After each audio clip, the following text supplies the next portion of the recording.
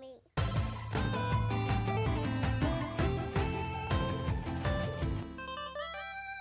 All right, so I'll kick off number 7. So for my 7th pick of the top 10 games of 2021, I'm gonna give it to Halo Infinite.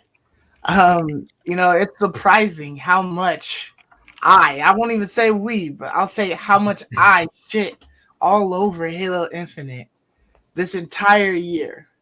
From the moment that we got the shitty video, of the shitty looking graphics with the gameplay and all of that stuff, and Yeah, it's and crazy. everything, all of the issues that 343 seems that they had with making the game, and how many times they got pushed back and everything else. I played the Halo Infinite multiplayer.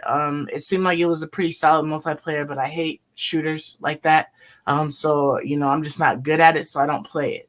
So that didn't interest me. This did not catch my interest literally until like the month before it was supposed to release. I was about to say, fuck this game. I might download it. I might do like the cloud play just so that I can check it out. Just to say that I checked it out, to give my honest opinion on it. But after I saw that gameplay that they gave us, it changed my whole frame of mind on that. Like I was like, oh, okay, I'm sold. Like this looks like a legit game that I want to play. And since I've put it in, I've been playing it. I haven't really played anything else.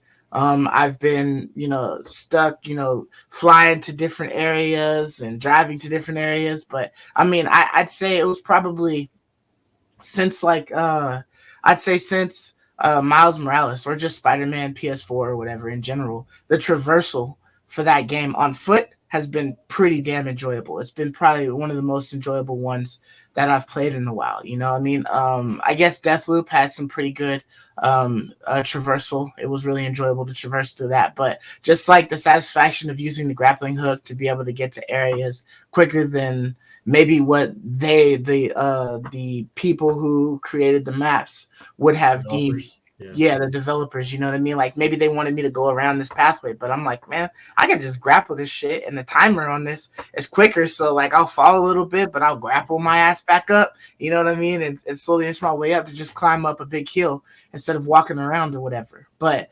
I did have some issues with it, like the fact that you just couldn't really play it like a different RPG or whatever, where you just have a backpack full of shit. And you just, keep swapping out stuff, or you have like maybe, like you start off with like a certain gun, and then you acquire more guns, and then you just decide which ones you want to put in your inventory, like in your arsenal, to be able to pull out at a moment's notice.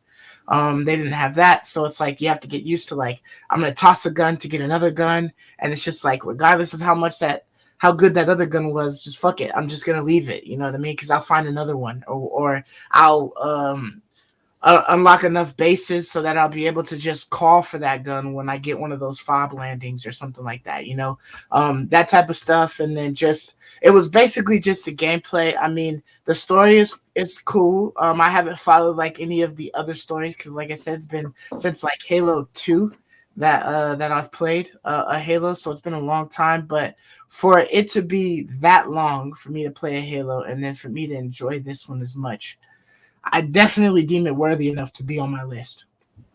I'm still trying to finish it. I think I should be able to finish it this week before this week is actually over or whatever. By the time you guys see this video, hopefully I should have already finished it.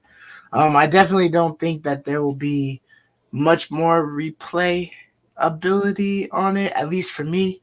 Once I finish that story, I don't think I'm gonna like. I already maxed out all of my suit stuff, and there was really only two things that I really wanted to max out. I just kind of got the Spartan stuff because it was close by.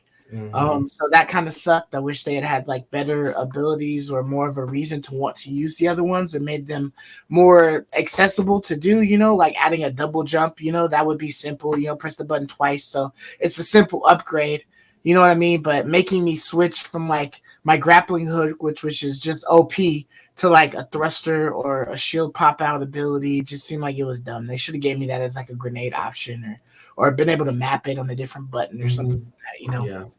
a little bit better. But all in all, I've had lots of fun with this game. I definitely wish that they had put fucking co-op in this shit, because this would have been fucking awesome to run Yeah, around. it's coming, man. It's coming at season 2. So Yeah, you I know, don't know if I'm gonna play this game again though, just to play co-op. You know what I mean? Like I'm enjoying this, but that's just like where it's at. If they added more, um, story or something like that, something new, an extra part of the ring, that we hadn't seen before, then that might give me a reason to be like, hey, Ray or Mark, pop in and play this co-op with me or something like that. But other than that, I think once I kill the story, I'll be done with it. Because there's not much left. But that was my number 7 of 2021. So, Mark Ryan, what you got, man? all right, man. My number 7, fellas, was a game that I loved, the original, and I wasn't too sure about the second one, but it exceeded my expectations, and it's Pokemon Snap for the Switch.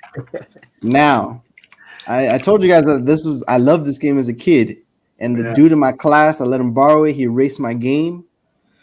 So after that, man, I was kind of salty. His name was Travis. Shout out to you, Travis. Your sister messed up my save file. But anyways, this game fixes this game fixes all those issues. All right. So That's I'll funny, start by dude. saying the things that I liked about this game the most. The first is the graphics. For being a Switch game, this like pushed the limits of a Switch. So I played this docked only. I never played it handheld, but on my gaming monitor / my TV, it Mhm. looked incredible. This was a game that my wife and I played together, quite a bit. It's just one of those games where you could keep replaying the levels, and every time you replay the level, it's a little different. You're going to see a little different interactions in the wild. Pokemon are going to be doing different moves. It might, a rare Pokemon could spawn. So it's just an awesome game that, has a lot of replayability to it. And the cool thing is, as you take more pictures, you kind of have like a Pokedex. So there's like a rating system of your pictures.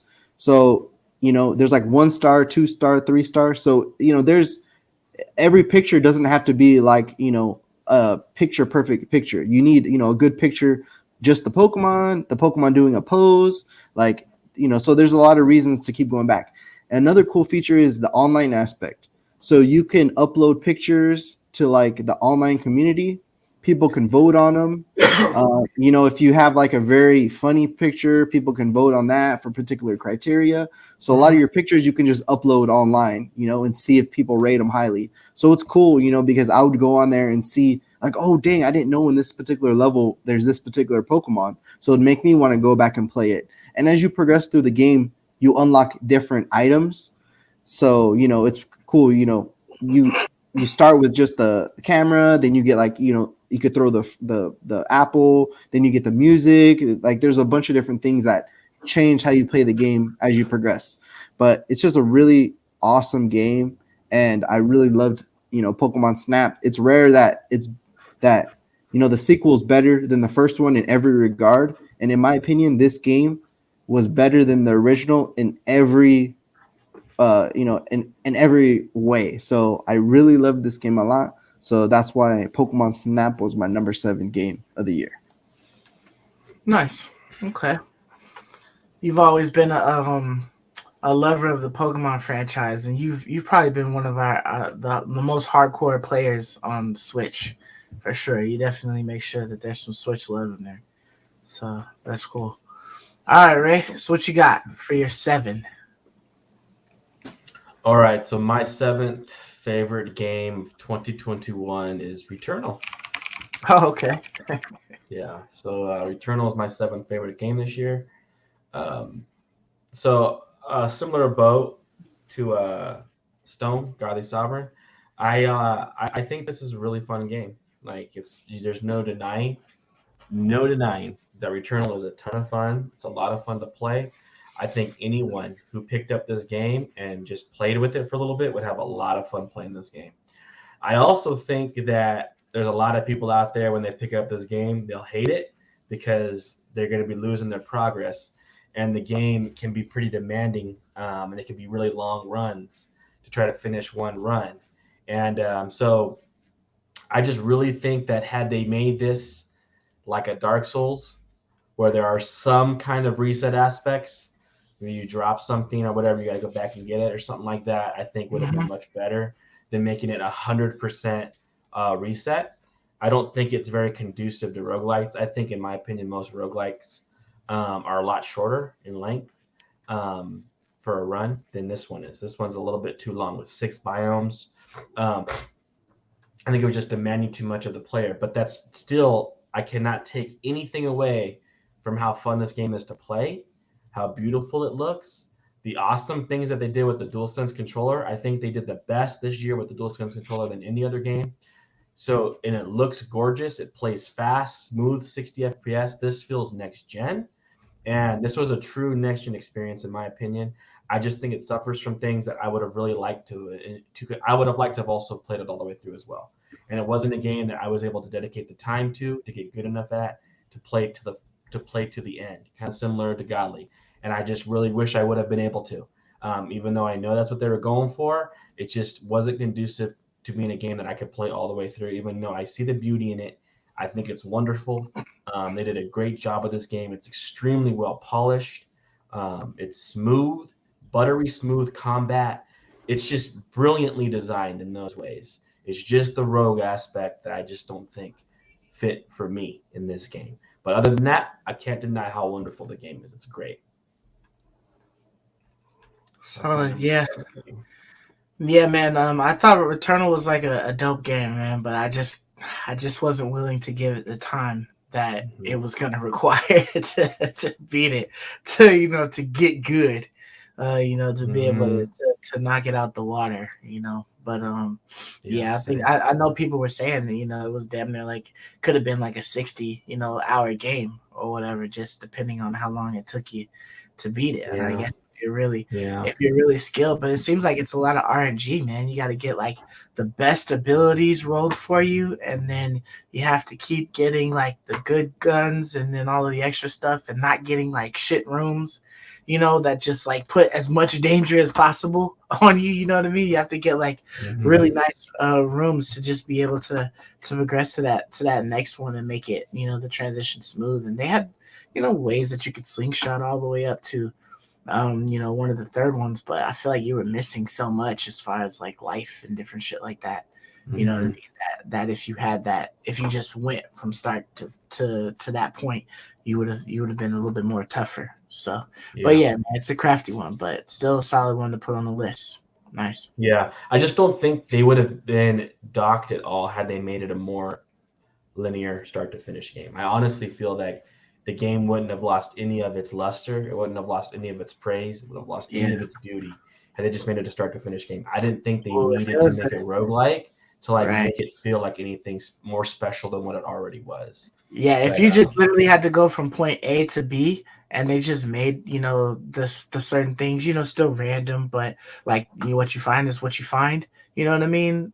Like that would have been pretty wicked. That would be a really solid fucking game. I mean, even if they decide to do that like later, I might actually like look into purchasing it, to be able, because I play with your copy. I borrowed a copy from you, but that would make me want to go and buy it if it was just a straight shot. Like, you know what I mean? There's no like dying and then like having to redo the whole thing. It's like a checkpoint or something like that, and you just continue on, or you have saves. Yeah. I think this game still would have been a solid 8 to 12 hours if it had just gone start to finish. Right, And I think that's plenty. I think that's perfectly fine this day and age. That's what I expect from my AAA $60 games. I just don't think they needed to do that. I would have loved if they just gave you the choice to like play it that way. Yeah. Because I love it. Because it would have been just like a Spider-Man length without it. It would have been Spider-Man length. And I love Spider-Man so much. Like I love that game.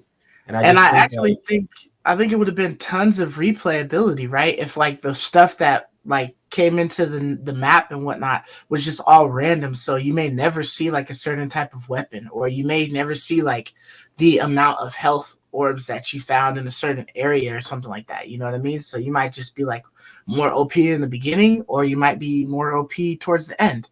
You know what I mean?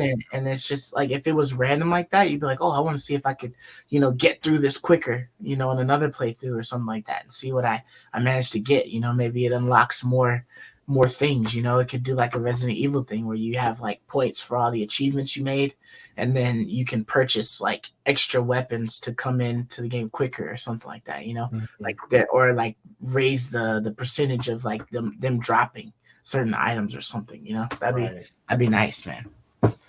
But yeah, solid picks, man. I love you, me.